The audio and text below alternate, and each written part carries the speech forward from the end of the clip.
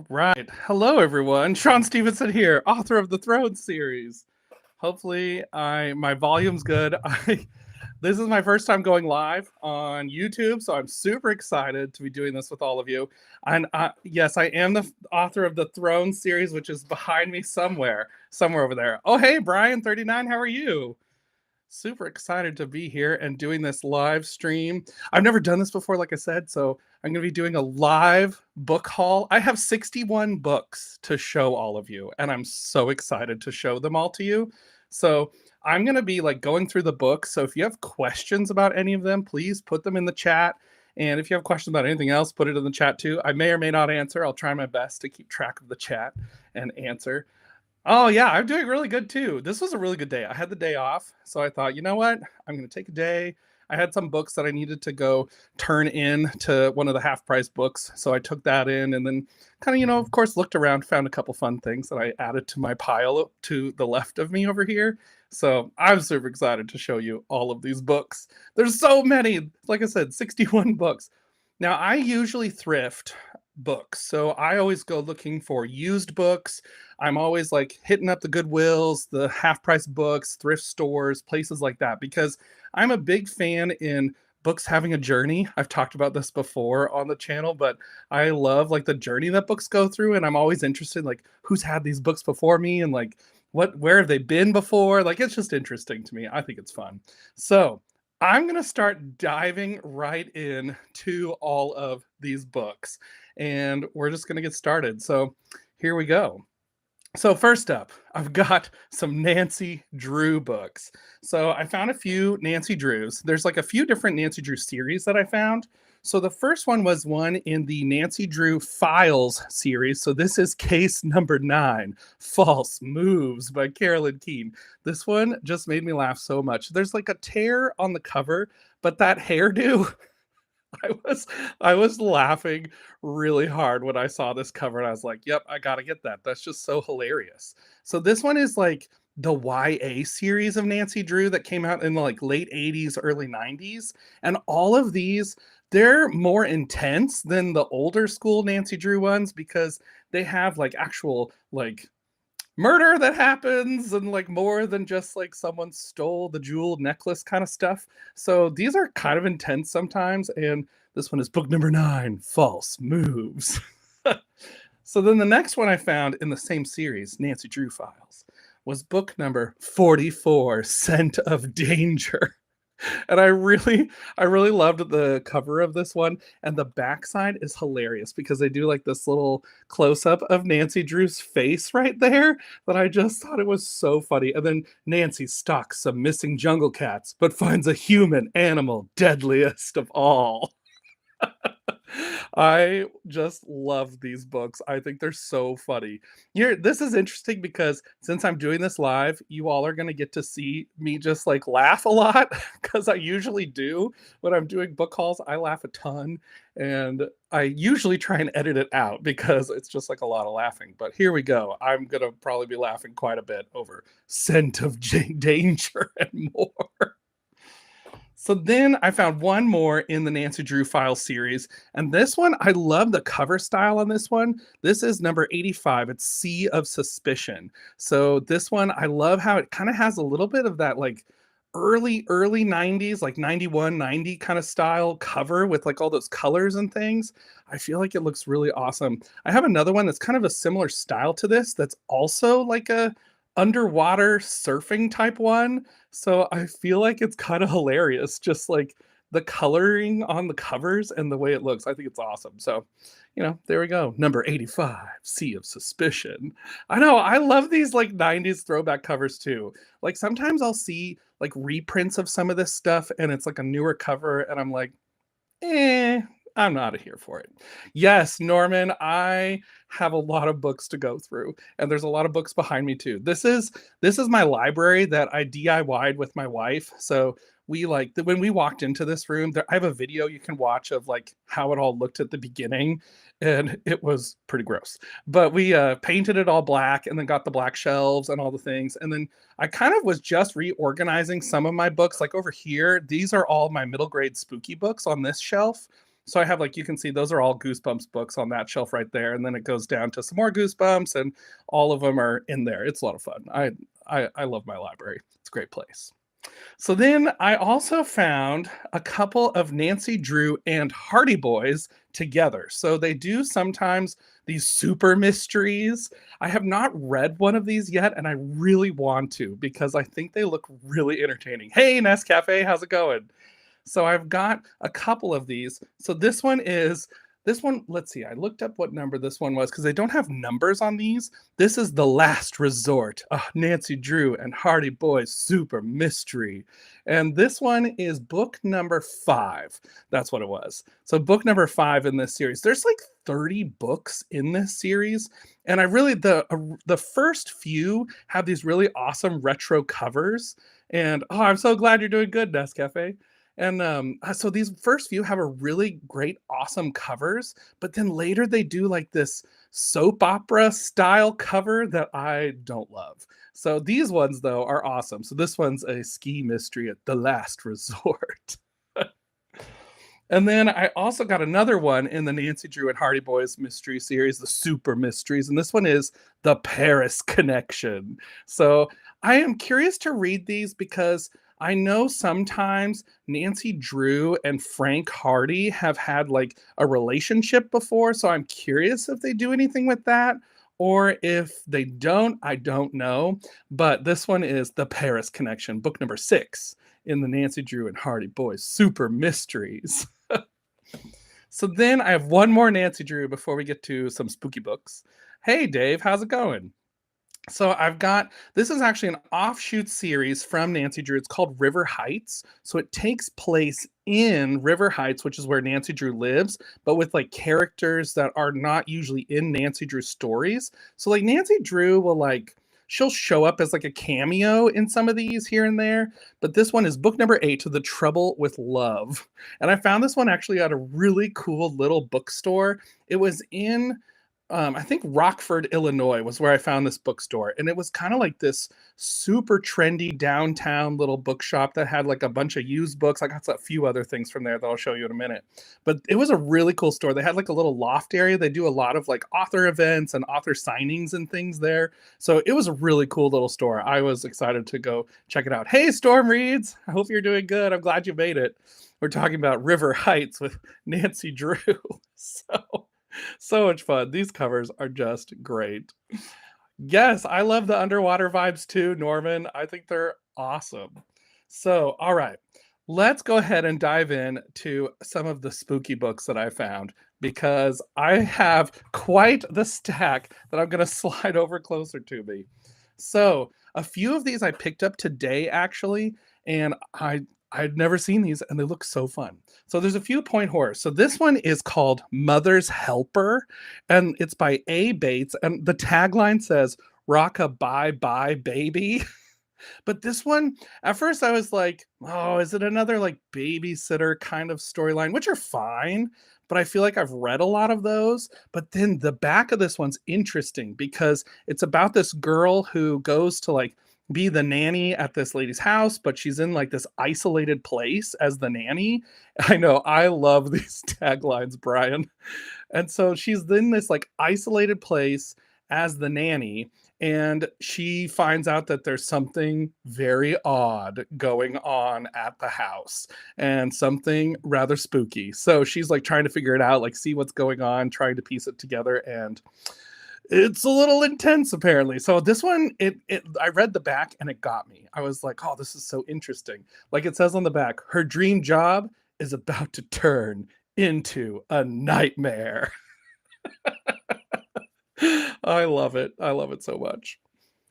So then this one also looked good. I wasn't sure if I wanted to get it at first, but then I just went ahead and grabbed it because I read the back and I thought, oh, that actually sounds like my favorite kind of horror book. So this one is called The Ripper. And this one, oh, thanks, Storm. I try to find fun books. I go looking all over to find stuff. This one's called The Ripper by D.E. Atkins. And I feel late to the party on this because I just realized today when I was looking at this, I was like, wait, Death Kins. Deathkins? For real? I know it's a pen name. I'm trying to remember off the top of my head who it is that it's a pen name for, but I can't totally remember. But this one's tagline: "Don't look behind you." But what's exciting about this one? So it says on the back of this one, "For them, the game was over, but for him, it had just begun." And then it says, "It all started out as a party. And then there was a game of hiding and seeking, a game of hunting and weeping. And before anyone knew what was happening, someone was killed. The game was over, and the only suspects they had were each other, unless there was someone else out there, someone who was still playing the game." I was like, oh, okay, that looks really interesting. I love like the like party kind of horror stories where it's like something happened. Oh, that's amazing, Brian. You've heard the full audiobook version with a full cast? Oh, that'd be really cool. I would love that. Yeah, so this one, I love these kind where they're like at a party, there's a murder, something happens, and then they're trying to figure out it's on YouTube. Oh, I'm gonna be looking for that because I'm excited about that. That sounds really fun. So this one sounded really interesting to me. I can't wait to read it. I'm super sad that that corner is ripped, but that's okay. Like I said, it's all about the journey for the book. So then I also picked up this one, The Lifeguard. This one is by Richie Tankersley Cusick, and it says, "Don't call for help. He may just kill you." So this one's about like a girl at a beach, which I don't know if I'm going to read this one anytime soon because I just read Beach Party recently and it sounds real similar to that book. So I might wait on this one, but I'm excited to read this one and see what happens. It's a beach and there's like something weird going on at the lighthouse, and the lifeguards may or may not be in on it. So, oh yeah. Yeah, this one, it's like a classic from what a lot of people have said. People told me that this one's a lot of fun. So I'm interested. I was like, oh man, I feel like I gotta wait until like next summer maybe to read it because, like I said, I read Beach Party and I was kind of like, oh, that was my beach book. But we'll see. I might get to it. Who knows? I am reading a lot of Nightmare Hall though, so which are coming up in a second here. So I did not know this that Peter Larangis wrote some horror books. I only know him from some of his fantasy, middle grade fantasy stuff that he wrote. He wrote the Colossus Rises in the Seven Wonders series, I believe. And I read that and I enjoyed it. But he also apparently wrote some horror books. So this one, Driver's Dead. And I looked at this book and I was like, no, that's pretty clever. A crash course in murder. But also, look at that. It has like the tread across the word dead. I was like, whoever made this cover was having fun. Like whoever came up with this concept, I hats off to them because it's great. And the back says nightmare dead ahead. It's so great. Yes, Aaron. Yeah, the Beach Party isn't a Fear Street book. It's another one. So, oh, oh, Norman, I may have found some American Chillers books. One of them I was like, okay, this looks typical. And then one of them, I just shook my head. Yes, Brian, I agree. They don't make book covers the same. I really love these like nostalgic looking covers. I think there's something about them. Like some of the ones nowadays that are especially fantasy ones are like just like a symbol or it's a very plain background. And I feel like this like tells me a lot about the book in just a few short like little things with like the red of the title, then you have that crash course in murder, you have obviously a broken up car, and there's something in the distance back there. I don't know what that is, but it looks like someone's swerving. I don't know. So, could be fun. So then, okay, I these four completed my Nightmare Hall book collection. I now have all 29 in the Nightmare Hall series by Diane Ho. And I got to tell you, if you have not read a Nightmare Hall book, man, they're so good. I love them. They're so great. Yes, Nas Cafe, the old covers give you that mystery and interest vibe. I agree. Agree 100%. So, speaking of some interesting, amazing covers, here we go with Nightmare Hall. This one is book number 8, The Experiment. And this one, okay, good question, Norman, about are the Nightmare Hall books for YA or middle grade? They're definitely not middle grade. They're kind of, I would almost call them emerging adult for back in the 90s because they all take place at a college. So you have college students are all the main characters of all the books. So and all of the students are like 18 to 21. So it's kind of like that emerging adult kind of range where I would say these are a little more intense than a Fear Street book. Some of them have had some very interesting, suspenseful, maybe even a wee bit gory moments. And so I really have enjoyed them so far. I've read 5 of them and I've liked every single one. Some of them were ghost written by Nola Thacker, and hers, I would say so far, the ones I've read of hers were 2 and 5.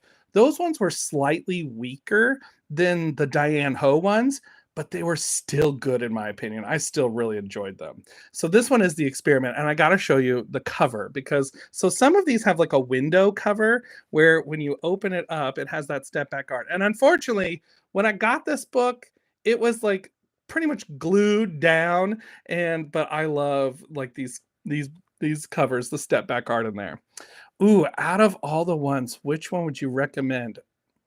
Okay, it depends. So some of them, I was explaining this to my brother the other day because he was asking me about them. Some of the Nightmare Hall books are straight up thrillers. Like there's nothing like supernatural horror at all happening. But then some of them are supernatural with a thriller element. So like if you like thriller ones, I think number 3, Deadly Attraction, so good. That one was wild. I loved it. And then if you want like a good like supernatural horror one, book number 4 was really interesting. And all I will say about it is if you've ever seen the movie Big at the beginning with Tom Hanks, there is like Zoltar the fortune teller. It's interesting, really interesting what they did with that idea. So that's all I'll say about that. But this one is book number 8, The Experiment.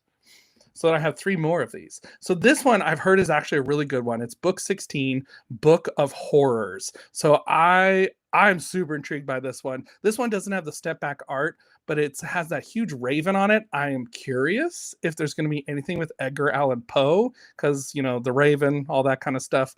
I would love it if it did have some kind of tie-in. Sometimes in these books they go to classes and some of the classes sometimes tie in with what's happening. So if they tie in an Edgar Allan Poe class, like a literature class to what's happening, I would love it. We'll find out when I get there because I have been pretty much binge reading these. So, and then book number, this one is 20. This is Deadly Visions. This one doesn't have step back art, even though it kind of looks like it. But this one, I'm not sure what to think yet. I feel like this cover art is a little lacking in my opinion. I don't think it's as interesting as some of the others, but it's another Nightmare Hall. I'm sure I'll highly enjoy it. So. And then this one looks interesting to me. This is book number 23, so it's near the end of the series. This is Dark Moon, which I'm like, that's a great, interesting cover. A little different than like the window covers of most of the other books. It's like a different angle, but I'm intrigued to see what it's about. So then I did find a Fear Street super chiller. And okay, so I found this at this bookstore that was doing like, they had $1.25 on almost every single book.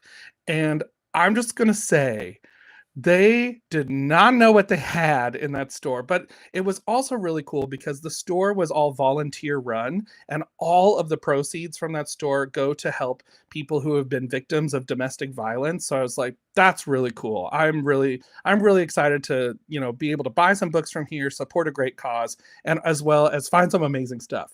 So I found this book and it was amazing. I was very excited. It's a Fear Street super chiller and it was High Tide. I couldn't believe this. This one is a harder one to find, and I didn't have it yet, and so I was super excited to find this one. Another lifeguard one. You know, a lifeguard's job can be murder. I just it's so great, the taglines. But yeah, this one looks really interesting to me. I The super chillers are longer than a regular Fear Street, so I'm intrigued to see what it's like. And yes, Norman, I did say it didn't have a window cover on it, even though it has a window, but it was like a different angle. So, And then I found actually this one, I believe, is one that my mom found for me and she sent it to me. So she's been looking at bookstores too. And so she's been like looking for different books like Fear Street, Christopher Pike, all different ones for me. And she found this one and sent it to me because I didn't have it yet. And that is a copy of Remember Me. This is the first one. I believe there's at least 3 in the Remember Me series. And this one is the first one in that. And this one, I love the Christopher Pike books that are this style cover where it's like this kind of like super 90s looking cover, especially on the spine there. I just love it so much. And yes, it is a pretty brutal cover. You are not wrong. Oh yeah, Brian, one of my favorite Fear Street books is Trapped. It's the last one in the original Fear Street series. It's an awesome book. I don't have that one yet. Always on the lookout. I'm always on the lookout. Oh, that's awesome, Trevor, doing a horathon on your channel. That's really cool. I love it. That's fun. So then I found a few more horror ones, some kind of standalone ones. So this is another point horror. This one is Night Terrors by Jim Murphy. And I am so intrigued because if you notice in the snow there, the footsteps turn into like maybe werewolf paws. I don't know. This one looks really, I love like books that are kind of forlorn, like they're like very quiet and lonely, and there's like a forlorn feeling about them. I love those kind of horror books. I think they're super interesting. So this one looks like a lot of fun to me too. I'm excited. So then this one also looked really interesting. This one I got at that $1.25 store too. And this one is called Graveyard Moon by Carol Gorman. And it says, when the moon is full, none but the dead are safe. I was like, oh, this looks really interesting. Yeah, Storm reads, I agree. Night Terror looks really fun. I'm excited to read it. Yeah, this one, I was like, oh, I'm loving the cover. I love that green with the purple, like just the cover style. It's my favorite. I love it so much. This one, it's about like an initiation. So it says the graveyard is dark and deathly still, filled with shadows and snakes, cold granite headstones, and talk of unsettled spirits. I love it. I love it. Yeah, Norman saved. They like the colors, like I get it. The colors speak to you, colors speak to me. I love it. And then I found this one also at that $1.25 store. This one is a Carol Ellis book called The Body. And this one, it looks so creepy to me. I can't wait. And it says hidden in the woods is a deadly secret. So we'll have to see what this one's about. I have not read any Carol Ellis books, but we'll see what happens. Yes, I agree, Storm Reads. The font on that cover is really cool. Okay, so this one, I had never heard of this, and I was super excited when I found it. I found this one at that really cool bookshop in Rockford, Illinois. And so this one, I've trying to find book 1, and it was in plastic, and it was called Class Trip 2. I've actually, even though it's a little glare on there, I left it in the plastic because I was like, this book maybe is hard to find, and it is apparently a little hard to find.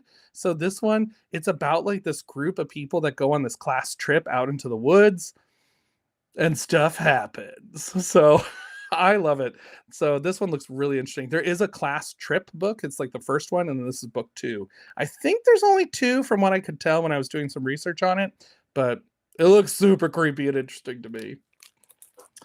So before we get to some middle grade spooky books, I have got quite a few Hardy Boys that I found. Some Hardy Boys case files. So these ones, Hardy Boy case files. So let me show you the first one. This is book number 6, The Crowning Terror. These covers are so amazing. I love them. The spines, kind of boring, but the covers, really interesting. So Hardy Boys case files. I've read book number 1 so far, and it is not your kid brother's Hardy Boys. Like the first one, oh, that's awesome, Trevor.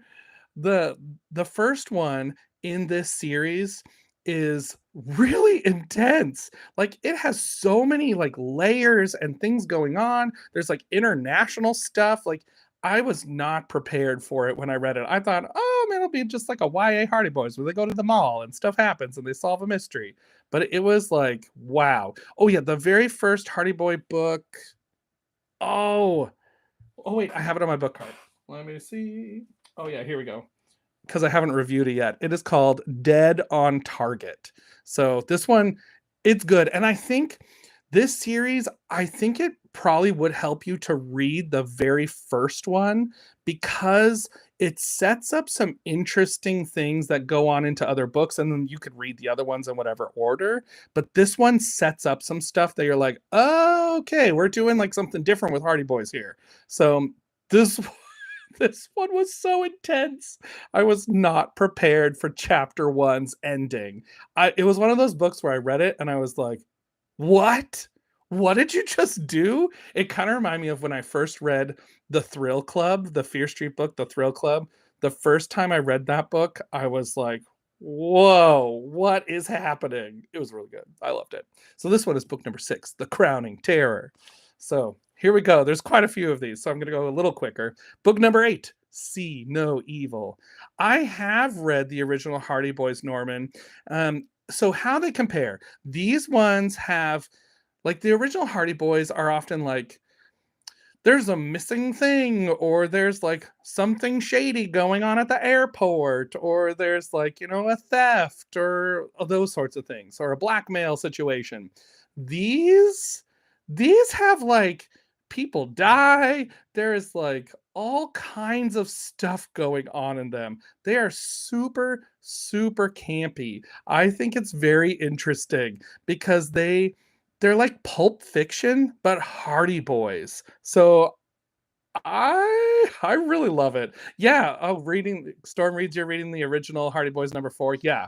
So yeah, these ones I like them a little better. The original Hardy Boys books, I've read a few. They were fine, but I like these. I think these are a lot more fun. So this one is See No Evil. And then, yeah, the original books meandered quite a lot, Norman. You are correct. They kind of just, like, it just is a little slow, but not like an interesting slow. Like, I always found them just a little bit like, okay, let's do this mystery here.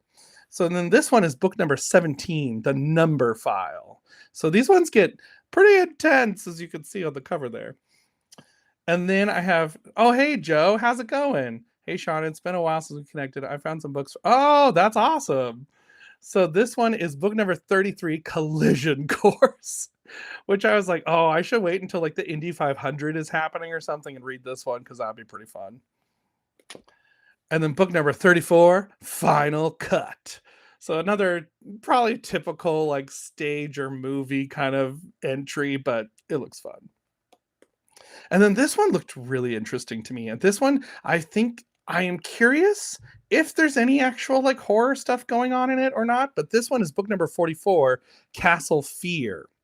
So I really loved this like cover. I thought it looked super interesting.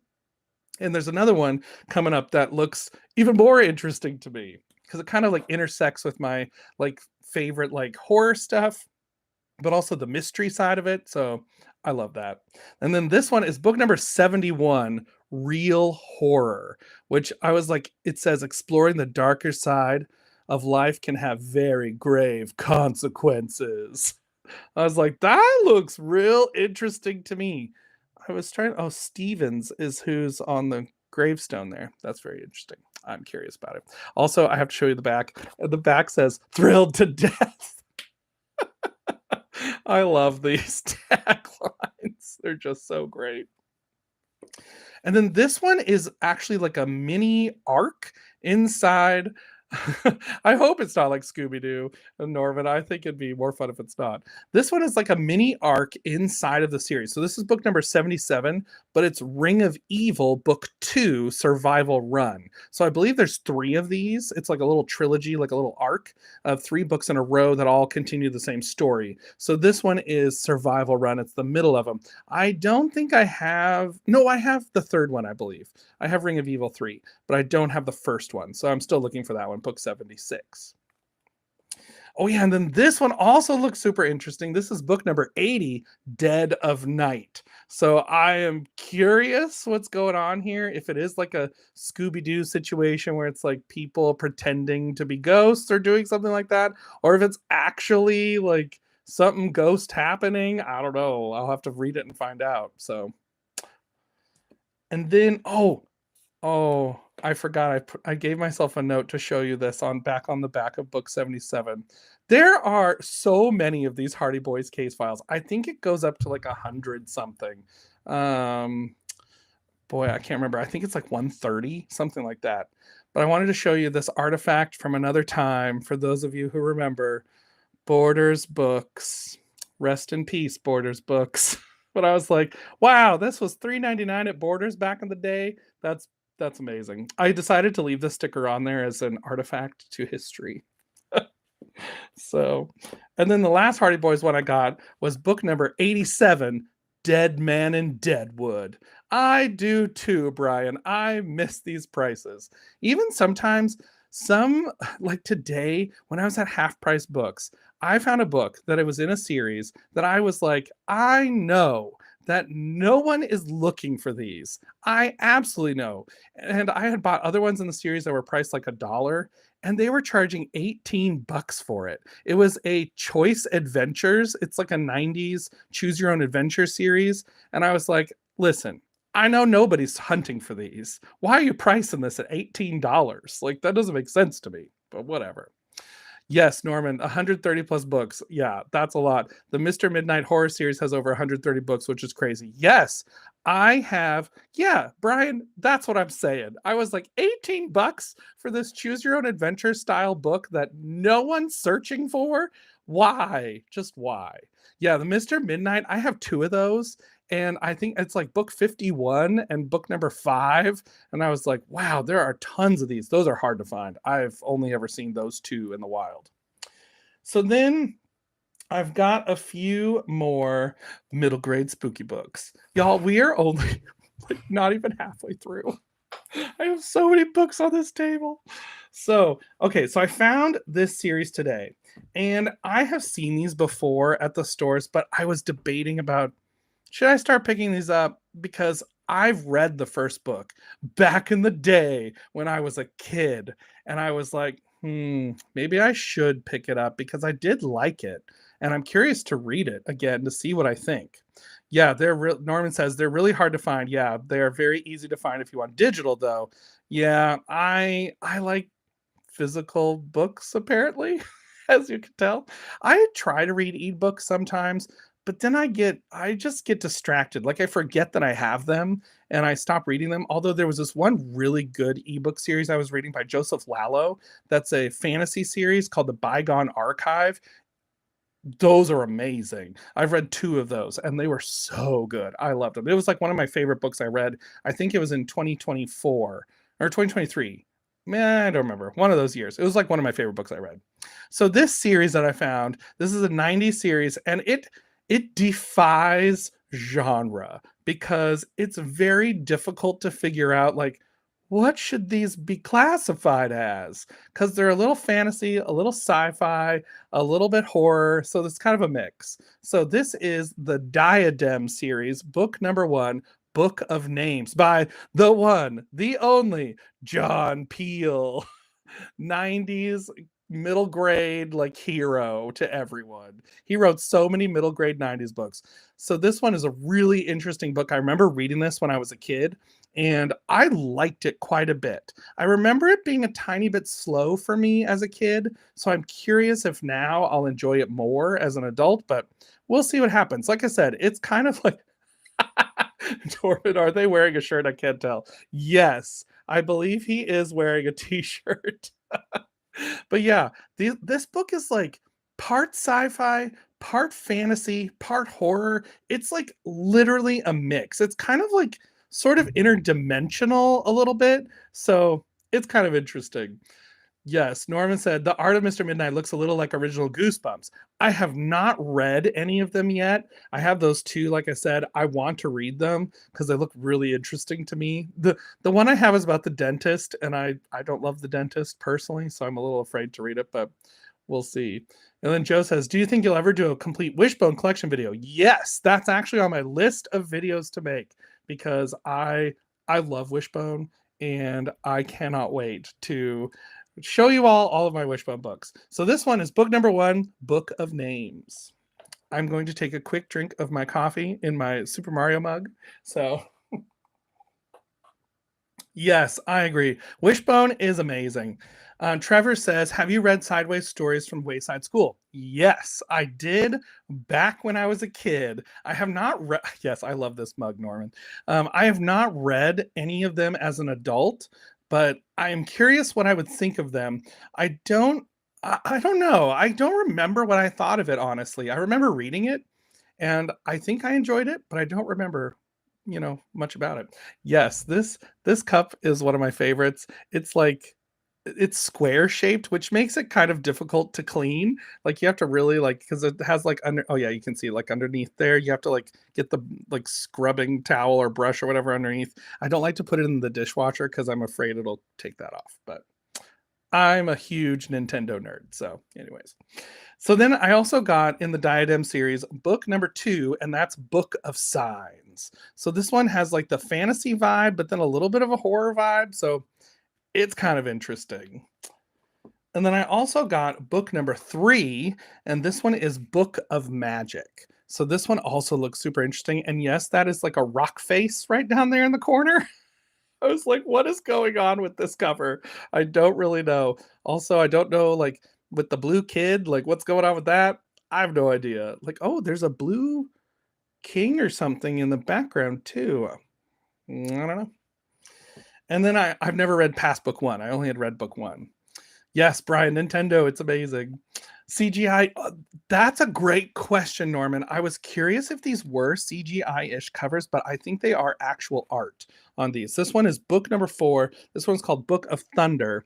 And these ones they look like they're actually art. They're, well, not that CGI isn't art, you know what I mean. It's like a drawing, painting, drawing thing. So that one is book number 4. And then book number 5, Book of Earth, with our friend from the first book. I believe his name is Score, from what I remember. That's the first one in that one. Yes, the Strange Matter books, Norman says, originally started because the 2 authors knew how to use early Photoshop. It's true. Some of those Strange Matter covers I have looked at, and I'm like, what is going on with this? But I know they're hard to find, so I always pick them up if I find them.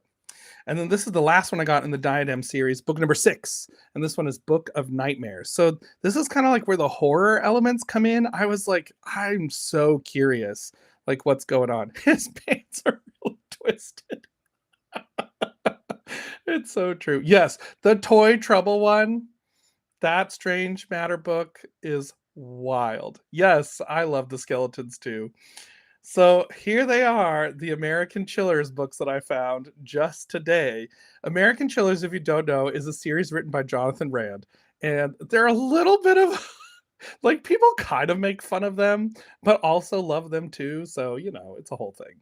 But this is book number 7, Wisconsin Werewolves. I just can't with this. It's so funny to me. And it says on the cover there, maximum chills guaranteed, a night of howling horror. So these series, they're all different ones. And they have tons of different states where there's a bunch of different monsters in each state kind of thing. And they usually are alliterated with whatever the state is. So Wisconsin Werewolves. So this one is hilarious. I think it's funny. I got some American Chillers for sure. This one though doesn't have on the back cover. Sometimes he'll have the picture of Jonathan Rand with it looks like tanning glasses on. I don't even know, but this one it's great. So Trevor says, I'm a teacher. I teach preschool. I do voices to all characters in books. Elephant and Pig books are my jam that I'm reading to my kids. I love that. I love reading books like that. I'm a children's pastor, for those of you who don't know. And so usually at the end of our kids' time in the preschool room, we'll read a kid's book. And so I love doing voices and stuff too. I think it's a lot of fun. And yes, Storm, that werewolf. I don't know what's going on with it. Norman says American Michigan Chillers are 250-ish pages long. So Jonathan Rand aka Christopher Wright, had to self-publish. Yes, it's very interesting. Like I feel like he created like a whole brand like off of it. So, you know, then this one, number 12, the cover of this book, I don't even know what to do with it. So be ready for a jump scare. This one is quite the cover. So this is book number 12, The Dangerous Dolls of Delaware. This I just I don't even know. Also, this is the smash new series, but this one is what does it say? It's not Child's Play down at the bottom. This one, I saw this cover and I laughed so hard in the store. I was like, "Oh, okay, I'm like laughing too hard about this book in the store." Yes, it is quite the title. It is very interesting and reminds me a lot of Toy Story, like the original Toy Story when they go into Sid's room and there's like all the different like toys and stuff. I don't even know. Oh, this one has the picture of him on the back where he's got like the weird glasses thing. I don't know what's going on with that, but there it is.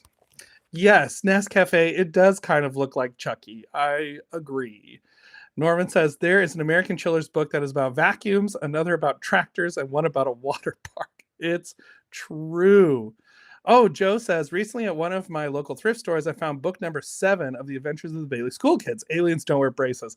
I love the Bailey School Kids books. I think they're hilarious. Okay, I was wondering, Norman. Norman asks, are these new or used? I okay, so it looks like barely red to me. I did not check on the inside of this one. This one is definitely used, but I don't know how old of a printing it is. This one is from 2005. So yeah, definitely a used copy. So this one was really interesting. Oh yeah, Rand often signs his books. That is true. Yeah, he's signed quite a few that are new, such as The Haunting of New Hampshire. Yes, I think that is. Yeah, he usually signs a bunch of them when he sends them out.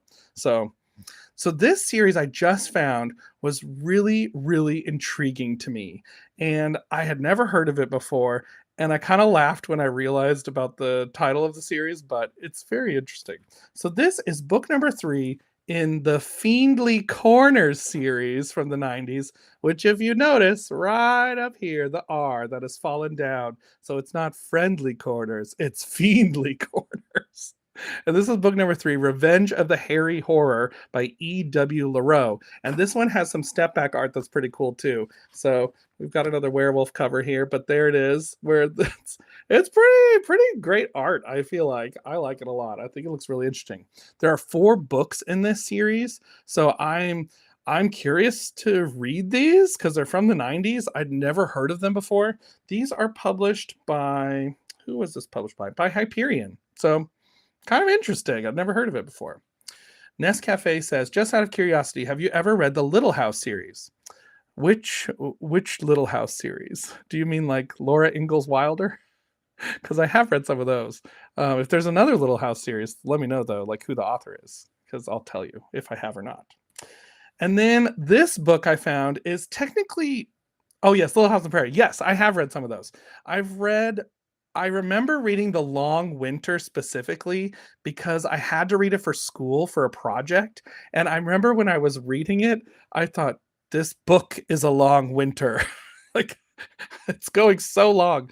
I've read, like I said, I've read like Little House, The Long Winter, and then the first book. And then I think I read book 5. I can't remember if that's like Little House on the Town, something like that. But I remember liking a couple of them. I thought they were interesting. So yeah, Fiendly Corners, add it to your list. There's 4 of them total in that series, and they all look pretty interesting to me. So I'm curious to read it. So this one is another one in the, so this is technically like the Lizzie and Booker series, but it's not a series exactly. It's more like books that are similar. So they're really funny though. So this one is The Jack-o'-lantern That Ate My Brother by Dean Marney. So this one, it says awesome trick, tasty treat. And it's about apparently a jack-o'-lantern that eats people. I don't even know what to say about it. But there's a few in this series. So I grabbed a couple of them because I wanted to show them to you. So I've got them over here. There is also the Christmas tree that ate my mother. These ones I didn't get recently. These are just in this series. So the Christmas tree that ate my mother, and then the turkey that ate my father, and then the Easter bunny that ate my sister. So these just made me laugh so much. I can't wait to read these. I'm going to read them at the holidays that they are. So, and I think I have all the holiday ones now. There's like another one that's like the computer that ate my brother, but that one is not connected to a holiday like these ones. Yeah, I love holiday themed books. I don't think we have enough of them personally. So I think it's fun to read holiday themed ones. Yeah, they did a good job, I think, connecting them to the holidays. It's great. So then I've got a Ghost Rider book. And I loved Ghost Rider when I was a kid. I watched the show all the time on PBS, and I found Ghost Rider. This is actually in the Camp at Your Own Risk series, which is like a mini series within the Ghost Rider series. And this one is book number 3, Creepy Sleepaway. Creepy Sleepaway. This one's by Nancy Butcher. So Ghost Rider, if you don't know, it's about like these kids that find this ghost that used to be a writer, and so they solve mysteries and clues and puzzles. I remember the show had like tons of codes and stuff in it, and they always had to like piece together the clues, figure it all out. It was always a lot of fun. I really, really enjoyed it.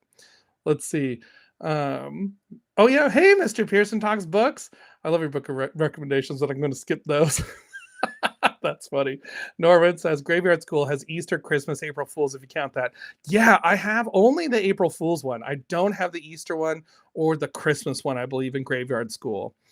Aaron says the Halloween one sounds like a certain Goosebumps we all know and love. Oh, Attack of the Jack-o'-lanterns. Yeah, it kind of is like that. Yeah, the Easter one, Norman, is so hard to find. I have like always kept my eye out for it. Never found it. I've heard it's really wild too. It's like a murderous Easter bunny, like going around on Easter. I don't even know. It's wild. And then this one is actually the oldest written book, but not the oldest copy of a book on my little book haul here. But this is an apple chiller, and it is called The Ghost in the Noonday Sun by Sid Fleischman. So this one says, if the pirates don't get you, their ghosts will. I love it so much. Apple chillers, they have this really awesome little apple on the spine that I really love. And there's quite a few of these. Now, this book was actually written back in 1965, but then they re-released it for when they were doing all these apple chillers. I feel like probably the publisher was like, hey, what else do we have that we can put in these apple chillers books? There's quite a few different apple chillers ones that are all like different. They're like different ghost stories and different things. Like Betty Wren Wright has written a few of them. So this one's really interesting. I'm excited to read this. I love pirate stories. Like pirate stuff is some of my favorite. I love pirate stories. So I am super excited to read this one. Let's see. Oh yeah, Aaron says, yes, I really want to watch that show again. Yes, Ghost Rider. Yep. And then Nescafe says, I've heard of the Ghost Rider books. Not sure if asked before, but have you read the Peanut Butter and Jelly mystery books? I have not actually. I have seen those, but I have not actually read any of them. So yeah. Yeah, that's a cool kids book cover, Norman. I agree. So then moving over to a few mystery books that I picked up. So I am a big fan of Murder, She Wrote. And I know Storm Reeds, who's here, is too. This one is one of the early ones. This is called Martinis and Mayhem. And every single Murder, She Wrote cover, the good ones at least, later on they stopped doing it. But they have a skull like hidden on the cover. And I love that. So Murder, She Wrote, if you don't know, it's a show from the 80s and 90s that went on for like 12 seasons and a bunch of TV movies and starred Angela Lansbury. And so these are written by Jessica Fletcher, but really are written by Donald Bain. Jessica Fletcher is the character in the book. So this one, Martinis and Mayhem, I have not read this one. I remember reading the very first one in this series, and I've read a few other ones, but the very first one, Angela Lansbury's character, Jessica Fletcher, drives a car, and in the whole series, she never drives a car. So they like messed up big time. Murder, She Wrote fans were really mad about it until they like changed it later, but this one is Martinis and Mayhem. And then next up, I just picked up today The Main Mutiny. So this is another one that's in the series. This one, first time in print. Yeah, I have read, I think 4 of these total. So, but they're pretty fun. I feel like mysteries. They're really good mysteries. And then this one looked hilarious too. Panning for Murder, which if you see, it's like the skull is right back there in the corner, hidden right there. It's great. Yes, Norman, they are trying to reboot Murder, She Wrote with Jamie Lee Curtis. I'm not sure what I think about that. I have been trying to decide if I think it's a good idea or not. I feel like it could be interesting. I'm kind of like going to wait and see like a trailer to see what they do with it, because I feel like Jamie Lee Curtis, to me, she's just like really funny. And I've seen her like obviously in funny stuff, and I know she's done a lot of horror stuff too. So I kind of always think of her in those two realms, not in like a mystery kind of thing. So I don't know. I'm curious to see how that turns out. Brian says, I did read one of the Murder, She Wrote books. It was one set around Thanksgiving. Forgot the name of it. Oh, I have it. I don't remember what it's called off the top of my head. Yeah, I'm not sure. Yeah, and Storm Reed says, I hate they stopped putting the skull on the cover. Me too. It was like a fun little Easter egg to always look for. And then Brian says, nobody can replace Angela Lansbury. Yeah, I agree. I feel like she is like iconic as Jessica Fletcher. Like, because she has like this like grandma vibe, but she's also has this like career woman vibe, but also has this regal vibe too that I feel like would be really hard to capture. So I don't know. We'll see. Storm says she will not watch it. So there you go. And then I found a few Clue Junior books. All of these had some library stickers on them, so I've been trying to work them off. So Clue, they released some Clue books back in the day. This is book number 3, The Case of the Chocolate Fingerprints. And they released these Clue Junior books. These are pretty fun. They have like a little mini mysteries in them. There's usually like 10 of them in the book, and then they have the answer to the mysteries like upside down inside the book. So it's a lot of fun. Yes, Brian, I remember this cover too from back in the day. I love it. So these are a lot of fun. I've read a few of these back in the day, and so I've been slowly collecting them when I find them. So I have quite a few of the original Clue books, which some of the regular Clue books go for so much money online. It's wild to me. These ones I would say are like 1st to 3rd grade kind of range. They're like early reader. There's like I'll show you inside. There's a lot of like really large text, and there's pictures and things in there. So they're really like that early reader kind of phase. So let's see. Nescafe says, I've seen a lot of the TV shows of Murder, She Wrote, but didn't know they had books of it. My favorite Murder, She Wrote episode was the Sleepy Hollow one. Yes, that one's so good. My favorite Murder, She Wrote episode, I can't remember the name of it, but it is one in a ski lodge, and it stars Haley Mills from The Parent Trap and from all those old Disney movies like Pollyanna. And it is so intense. It's like the most intense Murder, She Wrote episode ever. Like when they find the body, I was like, wow, what's happening? But then also Snow White, Blood Red. That is a 2-parter. That's so good. Favorite Murder, She Wrote episode. Yes, it's so fun. Oh, Norman says, I have several of the other Clue books. In other words, Who Killed Mr. Body? Those are so fun. I love them. I think they're really interesting. A Fatal Feast. Yes, Trevor, that's what it's called. That's the Thanksgiving one. Yes, Brian. Oh, yeah. You guys got it. Yeah, that's totally it. So, yes, the Ski Lodge. Nescafe knows. It's such a good one. And plus Haley Mills. Like, I love it. So, and then I got book number, season 5. Yes, I think you're right. I got book number 4, The Case of the Missing Movie. So I just love like It's sort of like the Muppet Babies effect. It's like all the characters, like, Mr. Green and Professor Plum and Miss Peacock, but when they're kids. So it's like the Muppet Babies thing, but this one's the case of the missing movie. And then I also picked up book number 6, and this is the case of the runaway turtle. So these ones have really, really silly mysteries, but they're still good mysteries that you have to piece together the clues to solve. So they're pretty fun still. And then they changed the cover art, and I don't love the covers on these as much, but they started changing them. So this is number 8, The Case of the Clubhouse Thief. So they're kind of different because the kids are not like styled like the characters that are from the Clue game. So it's kind of different. I don't love it as much, but there it is. And then book number 11, The Case of the Barking Dog. So got to solve, why is the dog barking? I guess that's the mystery. I don't even know. So then I did find another choose your own adventure book. This is number 135, which I guess I forgot they went that high. But this is Choose Your Own Adventure Playoff Champion by Felix von, that last name that I'm not going to be able to say because it's different from what I am used to. So this one is Playoff Champion, and it's book 135 in the original Choose Your Own Adventure series. You have to be careful when you're looking for Choose Your Own Adventure books in the wild because they've reprinted a bunch of them. So if you want classic ones, you got to look for the yellowed pages because otherwise they have like really crisp new ones. So to me, it's not as fun as these older style ones.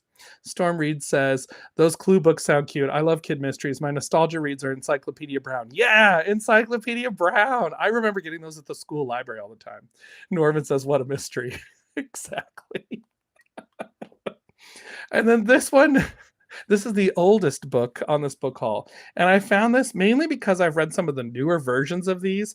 And I saw this cover. This is quite the cover. This is Danny Orlis and Doug's Big Disappointment by Bernard Palmer. So this series is interesting. It's a very old series that's like, some of them are like Hardy Boys-ish. Some of them are like sports stories. Some of them are like adventure stories. I read one, Danny Orlis and the Talking Rocks, which was really interesting. It was kind of like a Western Hardy Boys kind of story. So this one is Danny Orlis and Doug's Big Disappointment with all the 60s. Yes, Norman says that cover gives me donut vibes. Agreed. So super interesting to me. All right, starting to wind down a little bit, but I've still got some more. So I'm coming up to the find that almost made me cry when I was in the store. When I found it, I couldn't even believe it. So I've picked up a couple more Animorphs books. So Animorphs is a sci-fi series that I really enjoyed. I read one of them back in the day, as my family knows. And then I didn't read a bunch of them until way later when actually I was a Scholastic reviewer for a while and they were re-releasing them for a while. I actually don't know why they haven't started re-releasing them again because they're really popular right now. Like collectors are all looking for Animorphs books all the time. And some of them go for so much money. And I'm just like, why does this random? Like it's like book 25 will be like $80. And I'm like, I don't even understand. And then book 26 is like $4. So I don't get it.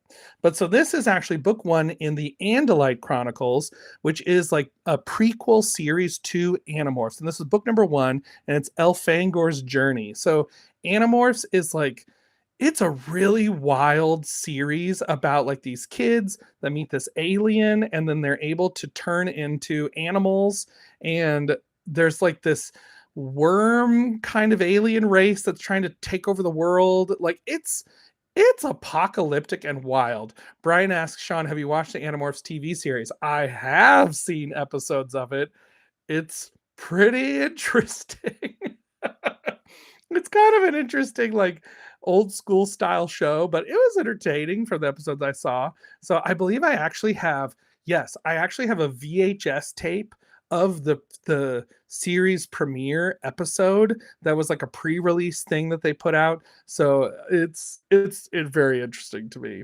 Yeah, Brian says, I hate it when these older books go at such astronomical prices, especially when they're already hard to find. Agreed. Especially when they're like random to me. Like there's a book I've been looking for. It's in the Mind Warp series, which is like a sci-fi horror series for middle grade that I really want book 3, Alien Scream, but it is like $25 for one book and I'm like, I don't want to read it that bad, I guess. Like, I'll wait. But then some of them, like some of the later Animorphs books, go so much money. They're just wild. Like I found one and a half price books that was $40. And I was like, nope, not paying $40 for an Animorphs book. It's not happening.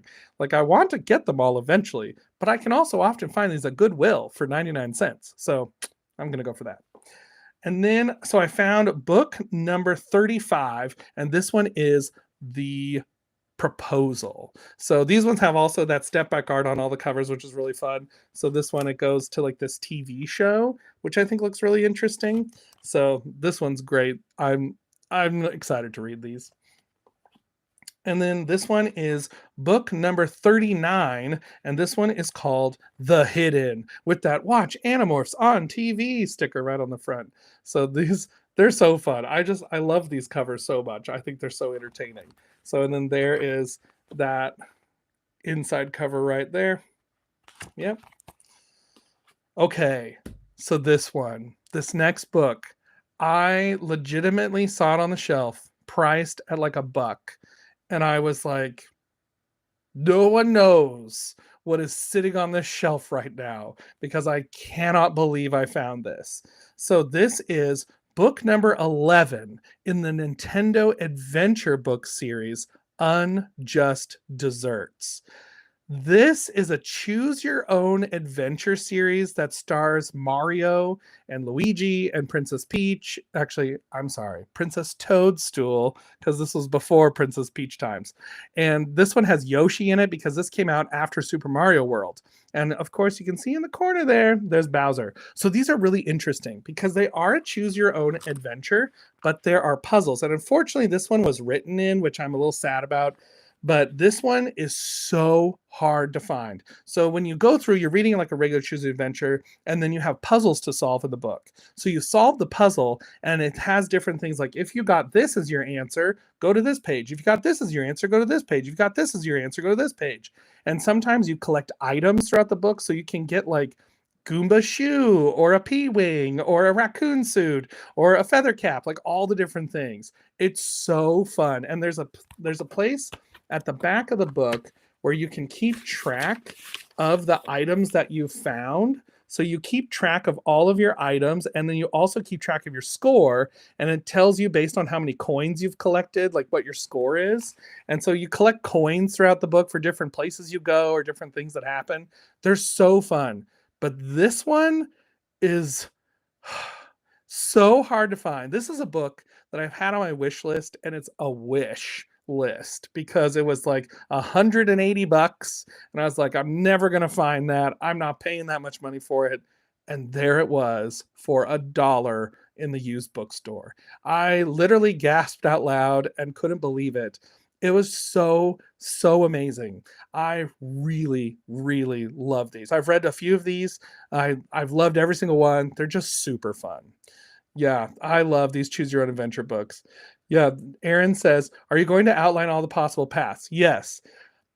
I am going to outline all the possible paths. That's what I usually do when I read these books to review them. So I might read this one for fun and then go back and read it for review purposes by outlining everything. Norman says, item tracking on its own page is a fun way to mix interactive fiction with game books. Agreed. There's another choose your own adventure series that does a similar thing, and it's a Chronicles of Narnia choose your own adventure series. They're pretty hard to find, but they do the same sort of thing where there are items and scores and stuff that you can keep track of as you go.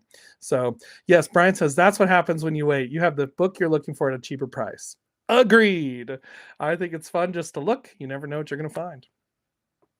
So then I found a few fantasy books that I found because I like to read fantasy too. I think fantasy, yes, Nest Cafe says $179 savings is great. Agreed. I love it. Oh, Norman says, I would love a Wizard of Oz focused choose your own adventure interactive fiction. I can't believe they never did that. That is a genius idea. I'm surprised that never was a thing. I don't think there is anything like that. Maybe you should write it because Wizard of Oz is public domain. So You can do it. So I found a couple of Redwall books. So I have only been picking up Redwall books when I'm at like Goodwill and I see them for super cheap because I really enjoy Redwall. But I found this one, Lord Brocktree. This is one I've never read. If you've never read Redwall, it's kind of like anthropomorphic animals in a medieval setting. But what I love about them is there's always these really intriguing mysteries and like adventure in them. They're super, super interesting. I really, really like this kind of stuff. So these are a little longer. They're, fantasy book series. This one is trying to remember what book number this one is in the series. This is book number 13. So this one came out in 2000. One of the newer books that I collected recently. But these are super fun. I really enjoy Redwall. I recommend starting with Redwall, the first book, and then skip Mossflower book 2. It's really boring in my opinion. And then read book number 3, Matameo, and go on with that. Aaron says, oh yes, that book is chronologically the first in the timeline. Oh, I did not know that. Thanks for telling us. That's really cool. So yeah, that was Lord Brocktree. And then I also found this one in hardcover at a Goodwill for 99 cents, Haulin. So this one is book number 18 in the series. I've never read this one either. This one came out in 2005. So I know, Storm, I know you like to read them all in order, but it's Redwall books are told out of chronological order, and Mossflower is really boring in my opinion. Like I tried reading it. I think a couple of times I tried to get through it and I couldn't do it. I kept failing trying to get through it. So I just skipped to book 3 and I loved it because chronologically book 3 happens like after book 1. So it was a lot of fun. Norman says that character is adorable. Agreed. Aaron says also a great one. Near the end of the timeline, I really enjoyed it. Thank you, Aaron, for being a Redwall. Oh, Aaron enjoyed Mossflower, but Matameo is my favorite. Yes, Matameo's so good. It's so good. And then I also picked up a book in the Septimus Heap series. This is book number 2 called Flight by Angie Sage. So this one, I've read book 1 in this series and it was fun. It's kind of Harry Potter-ish. Like it's a fantasy series and there's magic and things. And there's a kid, Septimus Heap, who's like learning magic, an apprentice kind of thing. So it's kind of a fun series. So this is book number 2. This is a newer book. This one came out in 2006. So they look thicker than they actually are. They're like actually quite a bit of like blank space on a page. So, but yeah, those are pretty fun. Let's see. Nescafe says, that would be amazing to read Wizard of Oz Choose Your Own Adventure books. Yes, agreed. Norman said, I saw a single book on Amazon, but it was very poorly written. Was that a Wizard of Oz Choose Your Own Adventure book? Because, yeah, sometimes there's some interesting things out there. So, okay, next up, I've got 2 more books to show you. 2 more, that's it. This one, I was so excited to find. I found this one. Oh, you DNF Septimus Heap after book 4, Storm reads. I haven't gotten that far. Ooh, you got bored. Uh-oh, that makes me nervous. Hopefully I like it, I hope. So the next one I got was Garfield Scary Tales. This is a picture book that I remember from when I was a kid. I used to get Garfield books all the time at the library. And this one is super fun. And I will say, these stories are actually pretty creepy. Like I remember them being creepy. And there's one picture in this book. Yes, Garfield. There is one picture in this book that I have to show you because I found it so terrifying as a kid, and I still find it terrifying. So there's this bunch of short stories in this, and this one is called Terminal Terror. So let me show you the picture of this. This is the first picture right there. And then the next picture in the book, it's like John is getting like hypnotized by this evil computer. I just, wow. I don't even know. I love it so much. I think it's so creepy. So this is a really fun little book. Oops, keep bumping the mic. It has like, this is a big book. It has like 5 different like spooky stories in it from Garfield. Yes, Norman says Garfield's Halloween Adventure is something I put on every year. Yeah, I love those Garfield cartoon, like kind of sort of movies back in the day. So fun. My favorite one is the Lake Wobegon one because it started out with everything in black and white and it said like, do not adjust your television screen like it's supposed to be in black and white. And they're like, all the colors gone out of our lives. classic Garfield. So this one is Garfield's Scary Tales, little picture book, but it was a fun little find. I'm going to read that one come Halloween time.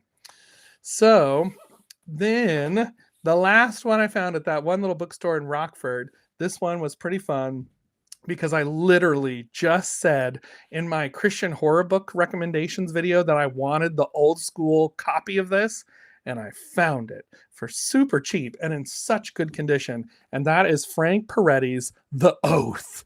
I love this cover. So this is an adult Christian horror novel, and it came out in 1995, and this one is a lot of fun. Like I really enjoyed this book. I remember reading it and being like, whoa, I can't believe what's happening in this book. It's so wild. So I wanted this cover because of the cover I have. It's paperback that I'm going to be donating because I'm like, I don't love it.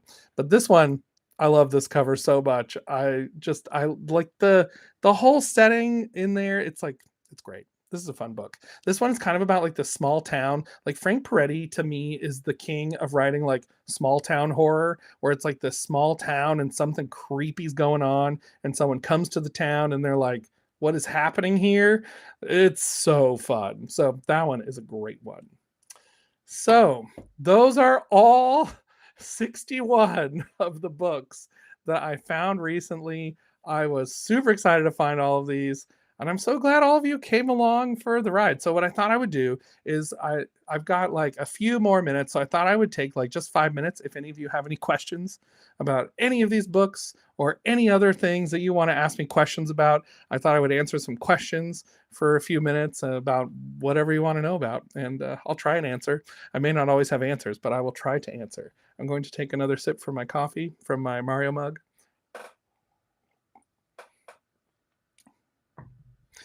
So yeah, there's a lot of fun books out there.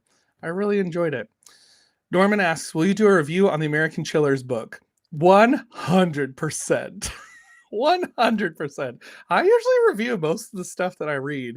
Like there was one book I didn't review that I read that was, the Ashley Flowers book. All Good People Here it was called. I didn't review it because I really didn't like it in the end. I was reading it and I just thought, I don't like it. But most of these middle grade books I will just review no matter what, because I think it's just so fun. Like even if they're a 1-star review, like my recent Substitute Creature video that I did, hated that book. That's Spinetingler's book. Let's see. Brian asks, or let's see. Well, Storm says, you got some awesome books. Great haul. Thanks so much. And then Brian asked, what are your top 5 favorite Fear Street books? Okay, so that is a great question. I really love Haunted, book 7, I believe it is. That is one of my favorite Fear Street books. I'm not afraid to admit, I had a tear at the end of that book. I loved it so much. I really enjoyed that one. I know some people don't love that one, but I love it. I also really love the ghost-written book that's not by R.L. Stine, The Thrill Club. That one is definitely one of my absolute favorites because it was so shocking. Just all the stuff that happened. I was like, wow, this is amazing.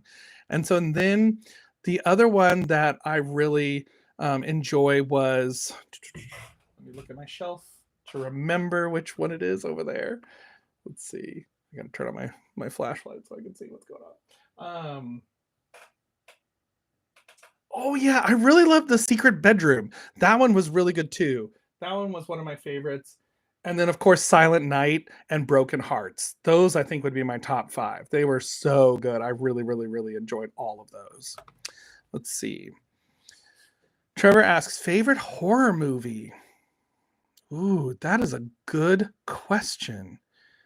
What is my... I feel like I always am like... When it comes to like favorite movies, I always have a few. So I'm always like, I don't know. I'm trying to think. I mean, okay. So the movie I remember really loving was Signs by M. Night Shyamalan back in the day.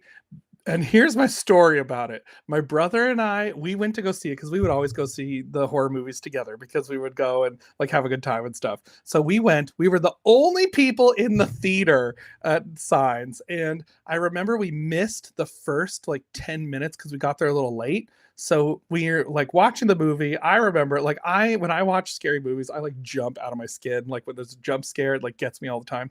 And so then I remember watching it finally when I got it on DVD at home, and I was watching it and I had missed the first 10 minutes where there's the scare at the beginning of Signs with the barn, and that's all I'll say if you haven't seen it. But that scared me so bad. I was by myself at home and no one was there. It was like dusk, so it was like that twilight time of night, and it scared me so much. I loved it. That's probably off the top of my head, it's like the one I can think of that I really, really enjoyed. Ooh, a movie to review. Trevor, have you ever reviewed Return to Oz? It's my favorite. I love that movie. It's from the 80s, not a horror movie, but well, some people think it's a horror movie. I don't know. So Nescafe says, gotta say this live stream been a lot of fun. I'm so glad. I'm really glad. Norman, wild ride on Bigfoot Mountain level bad. Yes. Substitute Creature was so boring. Actually, yes, it was. I think it was worse because it was boring. I did not enjoy it as much as, at least in Wild Ride on Bigfoot Mountain, I was actually like interested in what was happening. Like, because I was like, something's got to happen out of this. But that other book was just like boring. There was nothing happening. Storm reads, is there a book you really want but can't find anywhere? Yes. Alien Scream, book number 3 in the Mind Warp series. That is like one book I really want to find. I can't find it. I've tried and tried, and I just don't want to pay like $25 for it. I don't know. Maybe that's being a little cheap, but whatever. Also, like some of the other Nintendo Adventure books, there are some Legend of Zelda ones, and I would love to have those, but they're super hard to find. So I'm always on the lookout trying to find them, as well as I'm always trying to finish my Goosebumps Original 62 collection. So someday I'll have all of those. I try to find them. Trevor, what movie did you watch last? Oh, Freakier Friday actually was the last movie I saw, which is not a horror movie at all, but it was a lot of fun. I haven't laughed that hard at a movie in a really long time. Aaron says, how about Thrill Club? Yes, Thrill Club, definitely one of my top Fear Street books. That one, loved it. Ooh, Norman asked, The Secret Bedroom versus The Locked Room Shivers. I feel like I like The Secret Bedroom better because for an interesting reason, mainly because when I read Ghost Camp in the original Goosebumps series, I had just finished reading Secret Bedroom. And when I read Ghost Camp, I was like, wait a minute. There's something happening in Ghost Camp that's very similar to Secret Bedroom.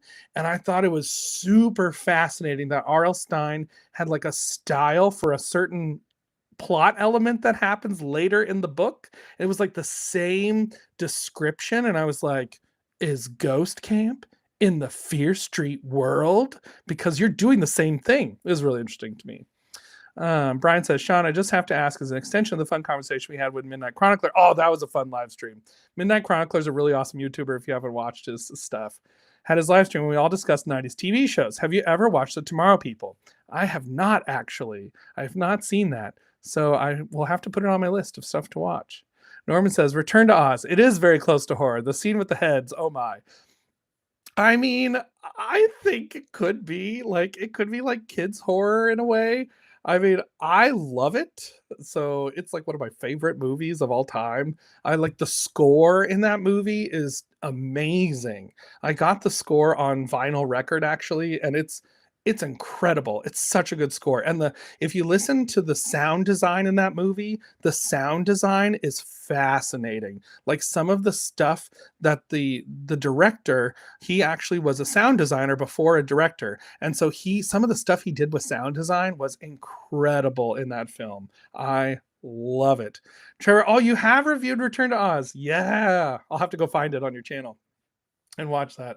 I'm loving it. Nescafe says, hoping more of these live streams to come. Yes, definitely. I've really had a lot of fun doing this. I was like, I'm not sure how it's going to go.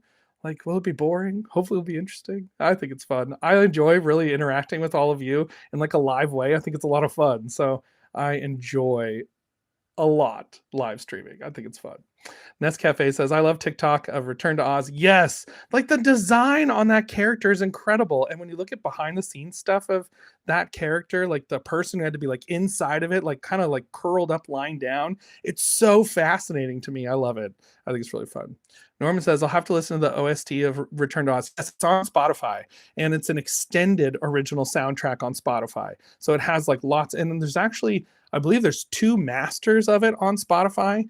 So it's a beautiful soundtrack. So incredible. I usually listen to it when I'm writing. So it's like one of my, I like to, when I write, I like to listen to movie soundtracks. So some of the ones on rotation are Return to Oz. I actually really loved Jurassic World, the second one. I can't remember what it's called. Fallen Kingdom. That soundtrack is really good by Michael Giacchino. So good. I really listen to that one a lot. I love it so much. Let's see. Yes, Brian's up for more live streams. Me too. I think it's fun. Ooh, Shaun, your top 5 Goosebumps books. Oh, yeah. I will have to do a video about it. I love. There's a couple of Goosebumps books that are my favorites that I know some people don't like, but one of them I really love is Bad Hair Day. I think Bad Hair Day to me has such an interesting perspective because it's written in the 90s, and I feel like it is captures millennials, like the age group of people millennials, so well, and I think describes like the what millennials were told when we were kids about like you could be anything, you could do anything, and like that kid just going to like wanting to do something so badly and how badly it turns out. It was so good. But yes, it does have a very annoying little sister character that is the worst annoying sibling in all of Goosebumps. So I feel like I have to look past that because she is just absolutely annoying and like the worst annoying sibling. I also really love Camp Jelly Jam. That one so good. I recently read that one and I loved it. I love The Haunted School too, and I love Ghost Next Door because it's so sad. I Oh man, that book was so sad. I finished it and I was like, this is like the saddest Goosebumps book I've ever read. I also really like Headless Ghost because I think it's an underrated one. I think some people always forget about it, and I think it's super interesting. Headless Ghost is super creepy. It's such a good ghost story and super fun. So I really enjoyed those few quite a bit. Quite a bit. So yeah, sometimes I do some Goosebump stuff. Sometimes I don't. It depends on. I'm a huge mood reader, so sometimes I'm into like Goosebump stuff, and then sometimes I'm like, oh, I want to read something else, and then I come back to it. It's always fun. So let's see. Nescafe says, I personally like books with bigger words because the very small print takes me forever to read. Yeah, it's nice on the eyes for sure when the font is a little bigger to read. Norman says a joke, the top 10 most annoying siblings in Goosebumps. That would be hilarious. There are some annoying ones. Also, the other character that I actually think is really annoying, and I think some people really love her, is Andy from the Monster Blood books. I find her so annoying. I don't know what it is. I just feel like she is really, really annoying to me. I can't do it. Yeah. Brian says, love, love, love Camp Jelly Jam. Yeah. I think the messaging of that book is fascinating. So interesting. I'm like, R.L. Stine coming for travel sports. Like, this is very interesting to me. Storm Reed says, The Ghost Next Door was really good. Yeah. It was so good. Aaron says, Jelly Jam's one of mine too. Yep. Trevor asks, what did you think of the Goosebump movies? Okay. So I actually really liked the first one. I thought it was a lot of fun. I actually, at first, when I heard Jack Black was going to be R.L. Stine, I was like, I like Jack Black, but I don't know about him as R.L. Stine. And I don't know about this. But then I watched the movie and I really enjoyed it. And I thought, like, I really liked the twist ending because I thought it was very fascinating. I also think the main actor in that movie, Dylan Minnette, I think his name is, I feel like he always does like a really good job when he acts. I don't think he's acting anymore. I think he retired, but I feel like he always does a really good job with his acting scenes. And I'm pretty sure, wasn't Catherine Hahn in that movie too as the aunt? Like, I remember that. I think she was the aunt in that movie, which is just wild. But I like the first one. The second one, I didn't really love it. Didn't love it. It was kind of like, yeah, we don't need to do this. So Norman says the Headless Ghost is great. I'm a big fan of Jelly Jam and the Beast from the East. I have not read the Beast from the East yet. I need to read that one still. Norman then says, if you like large font horror novels for middle grade, try out Creepers by Edgar J. Hyde. The books have gigantic font. The books are shorter than Goosebumps and are found at the Dollar Tree. Yes, I have 10 of those. I think they're a reprint of a British series, from what I understand. And there's more of them than the 10 that Dollar Tree usually sells. But I do have those, and I haven't read any yet, but they look like a lot of fun. So Norman says Creepers books are probably the worst horror novels. Oh no, I haven't read any, so hopefully I'll see what happens. Maybe I'll read one. Brian says there are no annoying siblings in Jelly Jam. Yes, agreed. I liked that book because I felt like the siblings were more realistic. Like, I feel like they were actually like realistic siblings who get a little annoyed with each other, but also work together and do all the things together. So Norman says Rick Moranis. Oh, Rick Moranis as R.L. Stein. That's inspired casting. That would have been amazing. Oh, it's so sad. I think when those movies were made, he had retired from acting. I think he's coming back for something though. Oh, for the Star Wars parody movie. I can't remember what it's called off the top of my head. Spaceballs. He's coming back to the new Spaceballs, the second one, I think, is Dark Helmet again. So that's funny. Aaron says, yes, I also really liked Beast from the East. Yeah, I'll need to read that one. So, ooh, The Beast is fun if you like games. Oh, okay. I will have to check that one out. Awesome. Well, I'm out of time, so I have to go. But I have had so much fun with all of you. Thank you all so much for being here. We will definitely do this again. So I will come up with some fun stuff for us to do for another live stream sometime soon. So I'm so glad that you all have been here. I hope you all have an awesome time for the rest of your Friday, whatever it looks like for you. I hope it's a fun time and read some good books. So you're welcome for the stream. I really enjoyed doing it. So catch you all later. Have fun. And until next time, everybody, keep reading. Bye. See you later.